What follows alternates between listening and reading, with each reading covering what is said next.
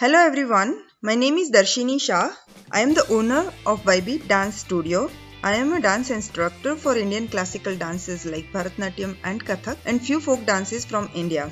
I am a choreographer and professional performer for the same. I thank Halifax Central Library and HRM Diversity and Inclusion to provide me the platform to celebrate Indian Independence Month through the lens of Atlantic spinners. Today, I want to talk with you about Indian classical dances. Indian dances, traditionally classified into two categories, folk dances and classical dances. And in modern days, the third category has added, which is called Bollywood dance.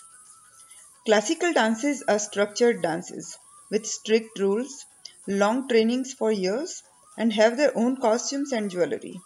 It is performed to worship, to tell stories, to showcase the achievements in the field of performing arts, and to show culture and tradition. Music of each classical dance has its own defined style, including the use of musical instrument for each classical dance.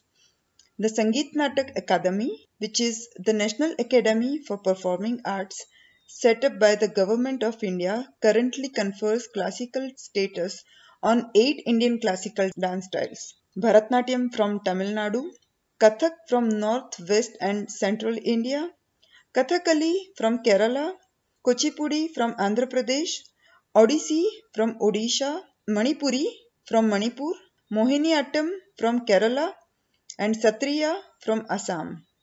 Folk dances have fewer rules and less training. It has specific costumes and jewelry. It is generally done for celebrations and fun. There are uncountable folk dances in India. Some very popular ones are Lavani from Maharashtra, Garba from Gujarat, Ghumar from Rajasthan, and Bhangra from Punjab. Bollywood dance is a very inclusive and accepting dance style.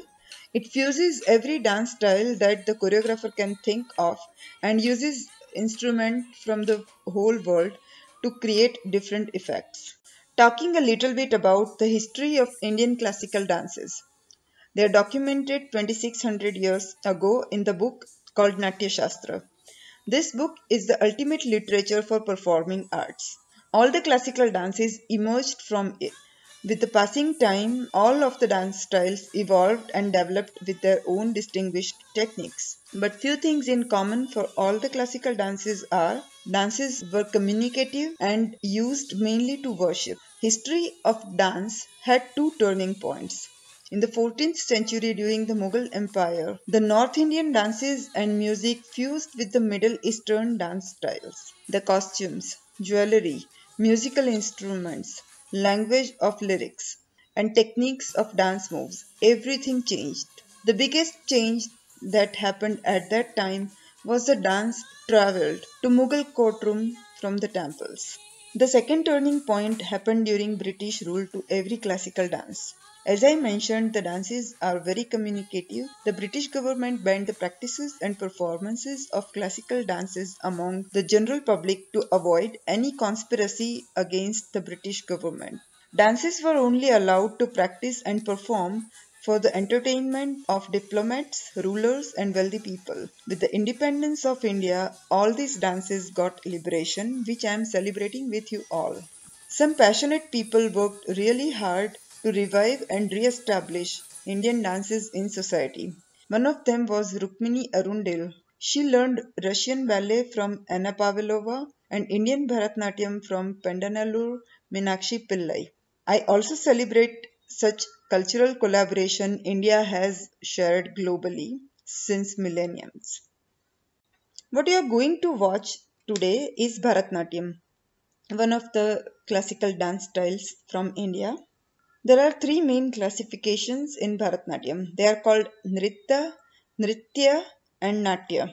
Nritya means pure dance, a presentation of rhythmic, graceful body movements. Nritya consists of footwork, hand gestures, and expressions. It relates to rasa, the psychological state.